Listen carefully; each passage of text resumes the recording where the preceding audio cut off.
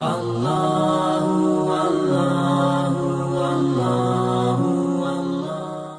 ibn Amr sahabаны сөз екен.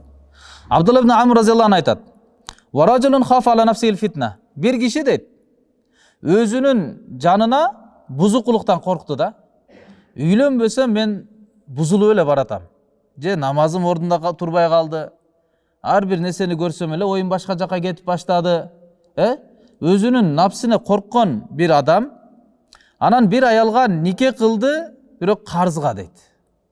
Карзга нике кылды. Акчасы жок эле, эчтекеси жок эле, карз алды, башка кылды. Ушинтип отуруп никелешти.